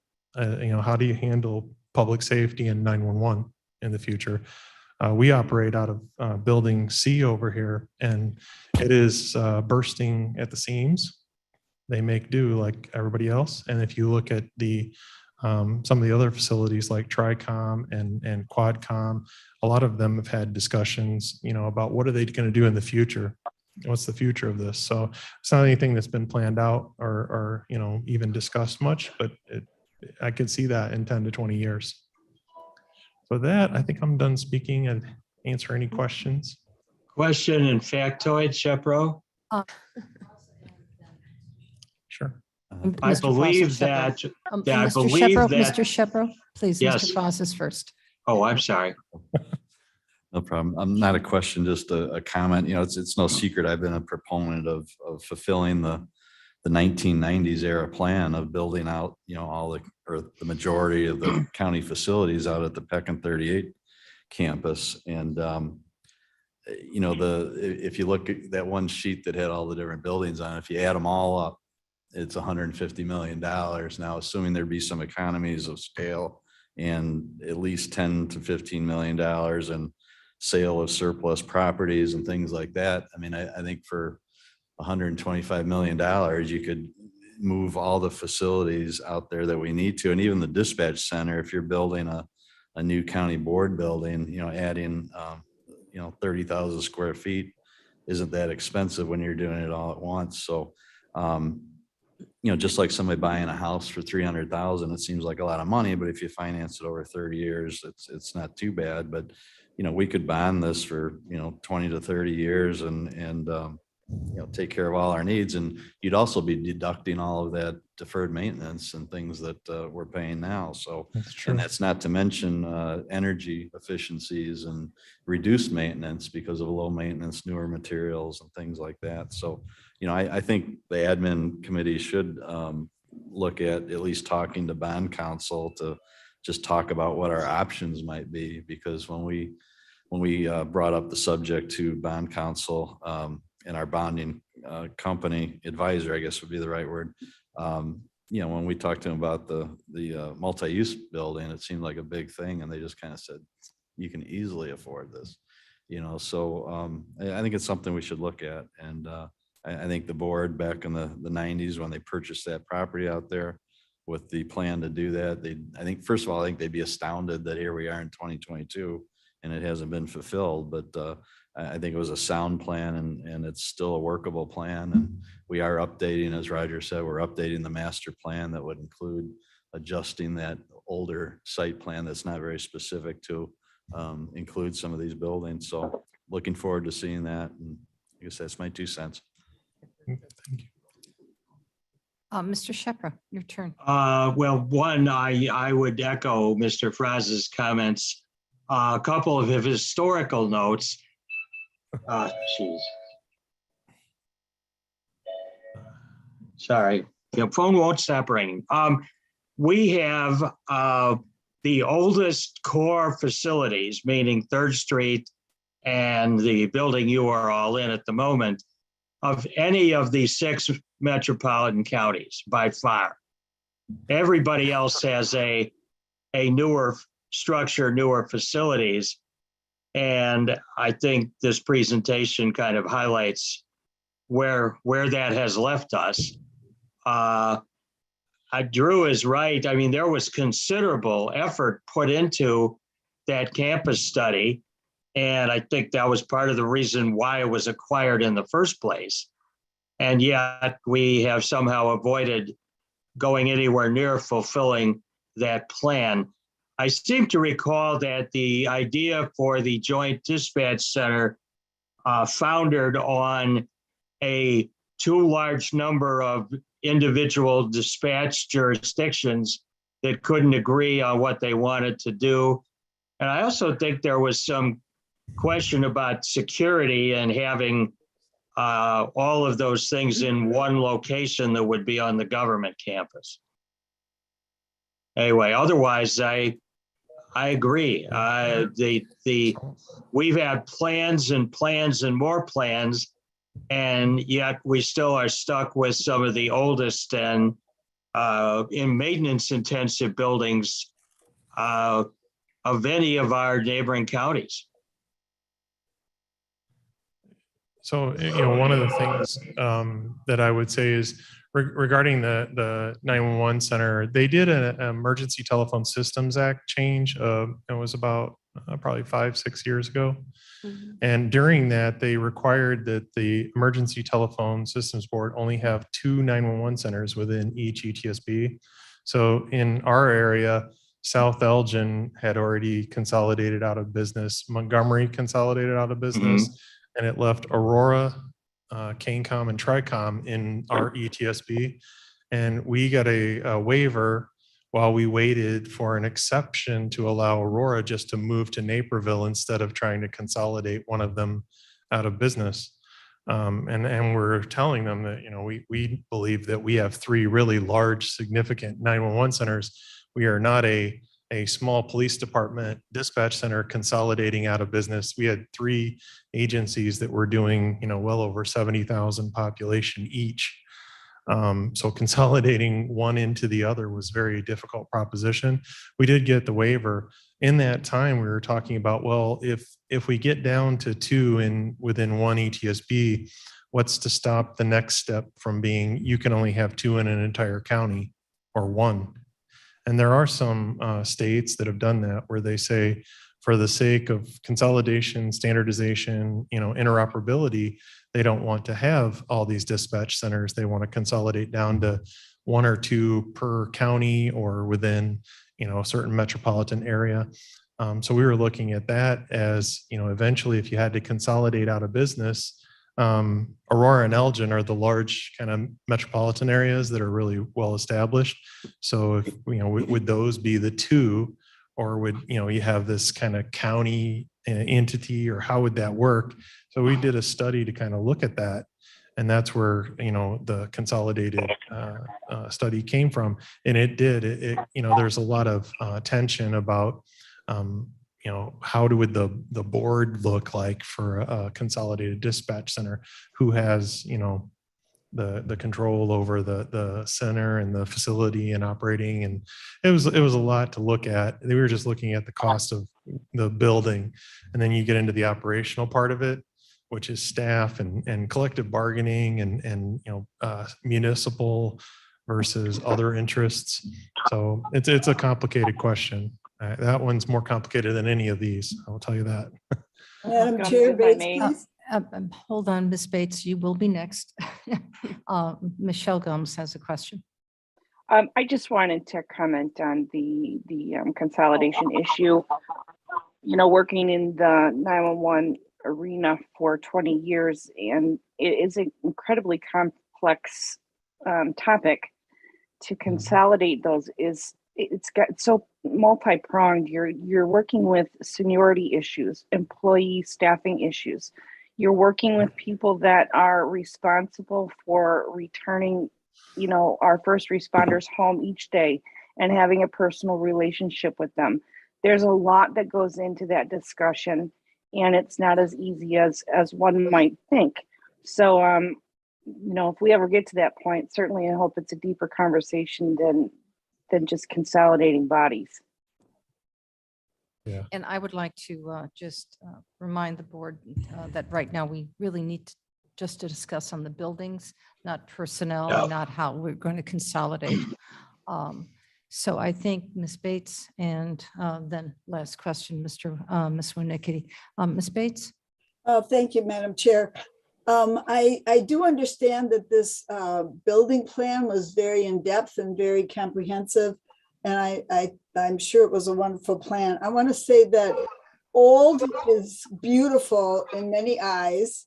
Our old buildings are preserving our history and our character, our community character. The maintenance numbers have never been proven to me about old buildings over new buildings. Even our new judicial center is needing some big maintenance expenses. So this has never been proven to me. I want to make sure that we're not trying to give up on our old buildings. I think they preserve the character of our community. I like them. Thank you. That's it. All right, I think we're all in agreement with the old buildings are lovely. Ms. Winnicki? Thank you, Madam Chair. So when I look at the three presentations, I think they're all equally as important. There's no question. But in my mind, mental health is more of a program, and transportation and county buildings is more of a project. So I kind of feel like there's, maybe programs here, projects here, kind of a 50-50 split. If we look at programs, if this referendum does pass or we move forward with it, and there's a sunset date, what happens to the programs? Because now we've have all this new employees in these programs, and the mental health, we maybe enlarge our area for mental health, but if we have a sunset date, what happens then when we really can't afford to keep all the new employees and all the new space that we've taken up? So in a way, I'd almost like to see the money, if this referendum question, if we vote to move it forward and let's say it passes, I'd almost like to see almost a 50-50 split for more for programs, for mental health, public health, and then maybe one for buildings, Two referendums, but only one annually that can be at every election. And to answer your question, we can put a sunset clause on this. We don't have to. So that, for instance, let's say we want to fund mental health, for example, we could ask for a 25 cent on $100 purchase, and that can go on in perpetuity. Would never sunset. For buildings, we can say, I'm looking at the math, do an equation. Let's say we would have it sunset in 15 years. Or transportation, very similar to that. Although I think transportation needs are going to be ongoing in a consistent manner. But the construction may be finite. So we would, if you wanted to go with buildings, we would take a look at what that potential sunset may be. And then it would stop at that point. But if it's a program. I think our residents of Kane County would be, if we were to move forward with this, would be a lot more comfortable knowing there's a sunset date. That's, I think, yet to be determined, but I think your point is very well said. Thank you. Well taken. Mr. Martin?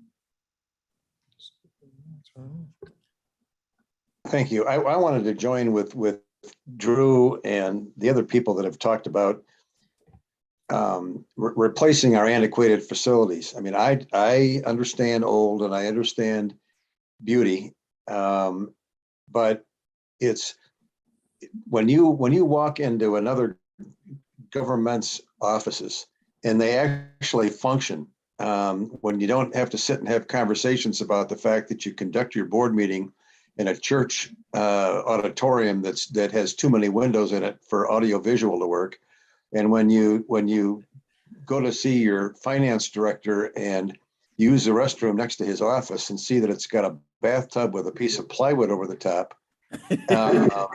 And when you walk down staircases, that would be an absolute hazard if there was a fire, because they're only wide enough for one person to go down. And as importantly, when the whole world is properly worried about security, just when you leave the building tonight, count how many ground level windows there are in that building and how many doors there are, and then suggest that you're going to provide any security. The building, as it exists, doesn't function. It was a men's dormitory with a few classrooms in it, and it to spend money retrofitting a building because it looks nice on the outside, in my opinion, is not good stewardship of county funds. We're supposed to be conducting the public's business in the most efficient way we can. And if I want to buy a 100-year-old house and enjoy the fact that I have to spend all this money, but I love the beauty of it, that's my call. But when we're spending taxpayers' money, I think we need to apply a different standard of analysis to that question. And I, the topic has kind of fallen off the radar screen, but I am really believing that in the context of our capital improvements and what we do with our buildings, we need to unload real estate that has no clear purpose to the county. I think of the Fabian Parkway property, which ought to be sold. The Forest Preserve can't use it. We have no focus on ever having used it, and the discussion sits there. And I don't want to turn this any more of a rant than it is, but when Roger's presentation had so much stuff in it relating to retrofitting and deferred maintenance and all this other stuff, that how much of that disappears if we do what Drew mentioned and just build a new building and bat it out for 20 years or whatever we can do, and have something that functions. Bates, please. Oh, hold Madam Chair. We've, Ms. Bates, you've already had a chance to speak. I know I need a little realize. rebuttal. $75 million is a lot of money. Don't forget that. Thank you. Madam Chair. Mr. Ford, Thank you. it seems like you've got everybody's ire up right now. Okay. No, I Just started. I do understand that trying to maintain our existing buildings and the beauty of them. But all our presentations was great. We had to strongly look at mental health and see if it affects life so much these days and see how we can really make that work. The transportation is definitely going to be important because we can't develop economic development county that we're talking about without improving our infrastructures. When it comes to our county buildings, I think Drew hit it pretty clear about looking at bonds. Most buildings are built with bonds, and bonds for municipal usually go pretty well. We actually remodeled our church on bonds, and I've been through that process with working for the city of Aurora on different things. The yearly maintenance I can see changing, increasing. Right now we got boilers in a lot of places. You can replace and put a brand new boiler, but you just don't have access to replace all the pipes. And one day those pipes gonna go bad. We can go ahead and improve all the bathrooms, but you can't get access to all the plumbing in the wall to replace it. So you're adding good towards bad. And then as far as handicap accessibility, I like to know is there's at least one building that we have that really meets our handicap accessibility. And from what I've seen, it doesn't exist. To take some of the properties and turn them back over into a tax books, I think we have to take a look at that value. I know that takes a while, but still that value comes along as we're paying for whatever we're paying for. The other thing is security is going to be more and more of an important thing.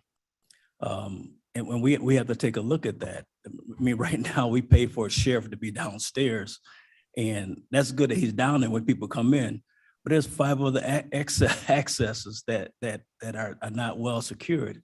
So we need to at least take a good look at that. So I mean, I love these buildings. Don't get me wrong. I love them. I love historical buildings, but you can't keep patching over and over again. It's sooner or later, it just catches up with you. So we're not really doing a strong maintenance.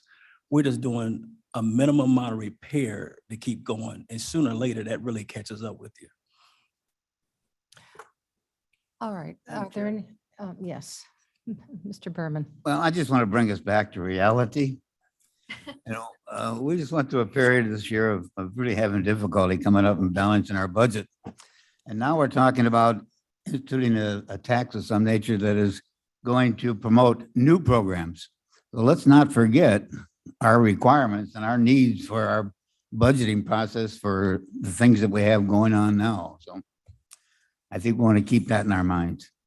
Agreed, agreed. And that as we factor into those decisions, I will bring Mr. Onzik in at our next meeting and he can present those reports. But before we let Mr. Fonstock off of the podium, we have requested reports from the other two, and I'm going to keep you for about another 5 minutes. So we're going to be out here at 5:30. Would you like any additional information from him, from this committee, to send to the board? Yes, Mr. Leonard. Thank you, Madam Chair.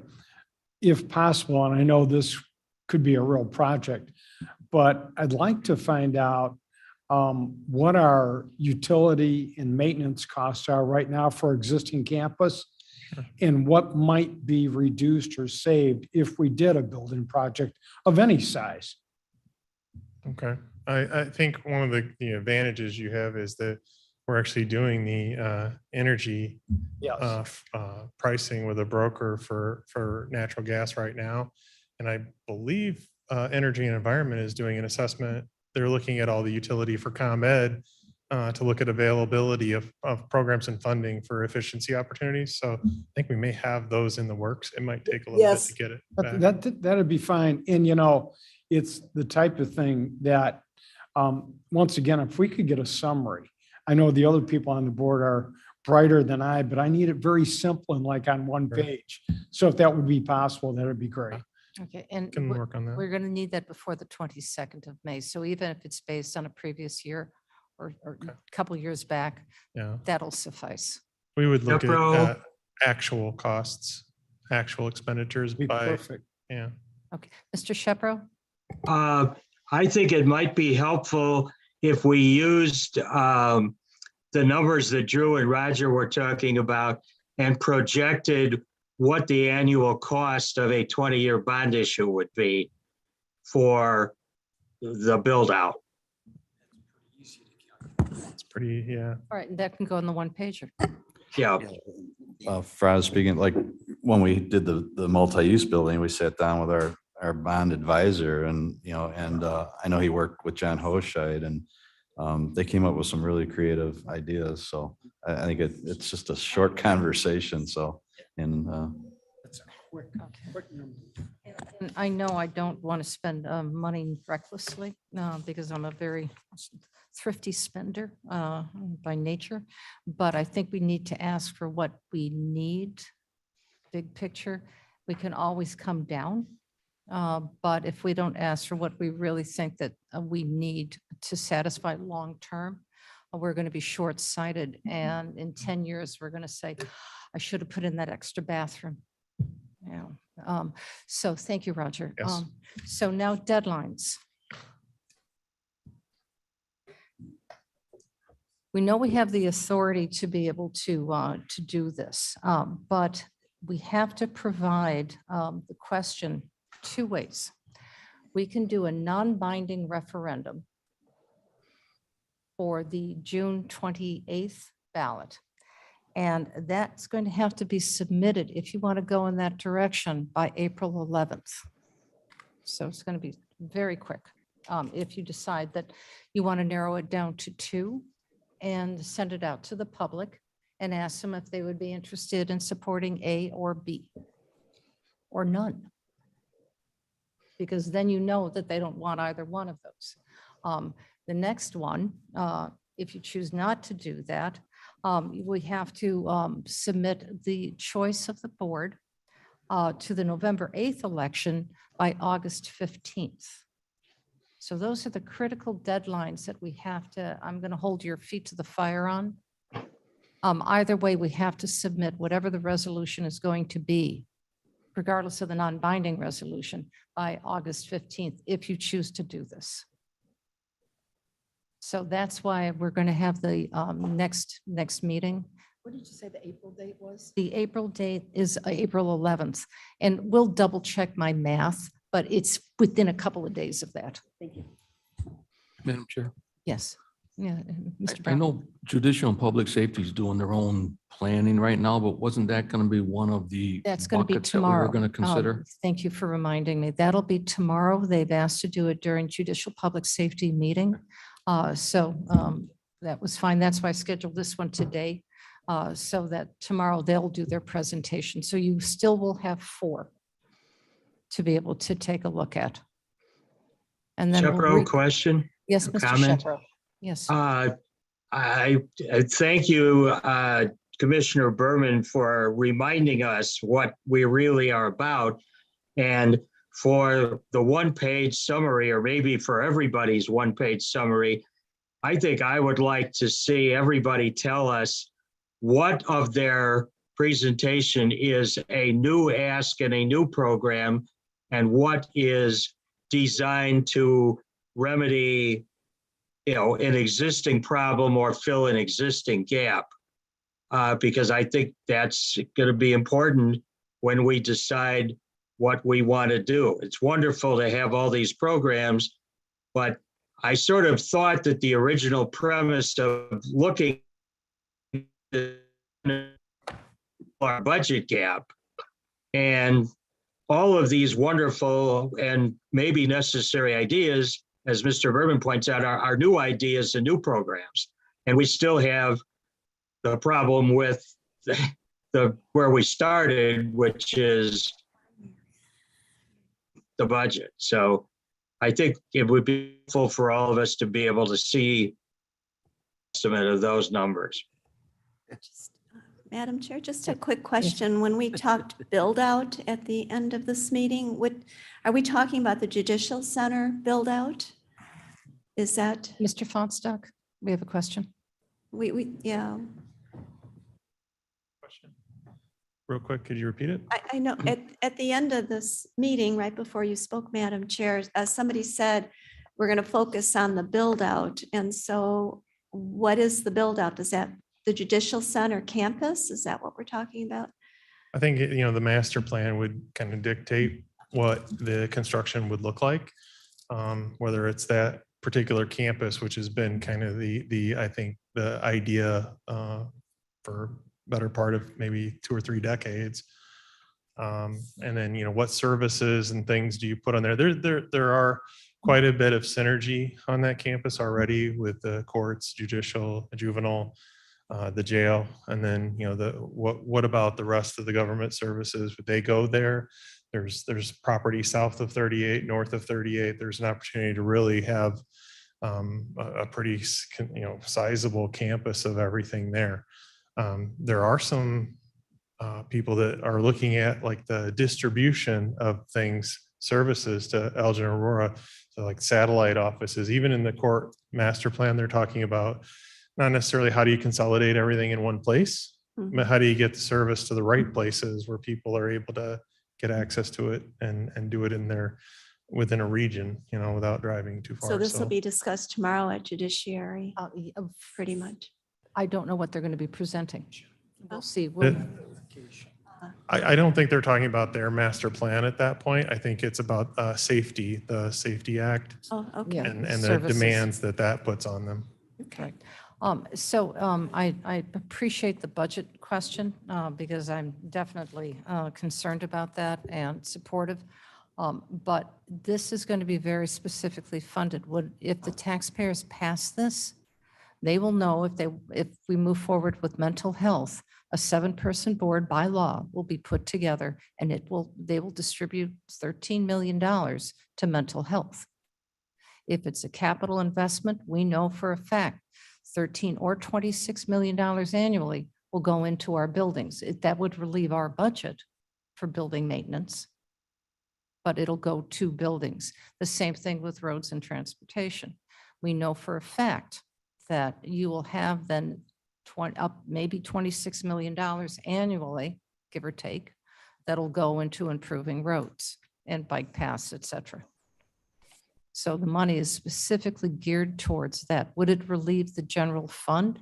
so that perhaps some of the money from the general fund would not necessarily have to go into those specific programs that otherwise we would have to fund through the general fund? Yes.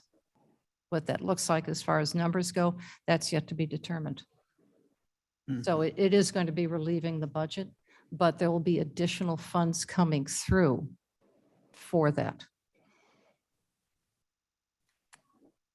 Yes. Madam Chair, Mr. Rathbun. you said we would have to have the wording for a non-binding referendum by April 11th. Correct. To be on the June 28th primary. And August 18th, what is the rest of that statement? sure. Could you repeat that for me, please? August 15th? 15th, okay.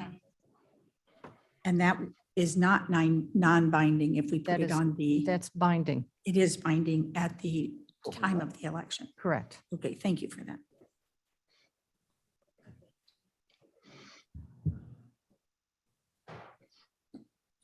And we are not allowed to do a survey by the state's attorney. So Not this- allowed to do a survey? Or a polling. We're not allowed to do it. No, no, sir. Well, I respectfully disagree with that, but never mind. So, but we can do a non-binding referendum. Madam Chair, I'd like to take the end dates and work backwards. So if there's gonna be the idea of doing a non-binding referendum, that would mean the board has to make a decision by a certain date. The language has to be drafted, the state's attorney has to look at it, and it has to get to the clerk's office in order to get it on the ballot. So have we put those dates together yet? That's why the April 11th, we have to give the clerk's office that information. And the referendum itself is pretty simple to put in. We have experts who can do that. It's pretty formulaic, in my opinion. So I don't think that that's going to be the challenge, but being able to make the decision on this board is going to be the brunt of this. So the decision would have to be made in that board meeting, the 1st of April. Correct.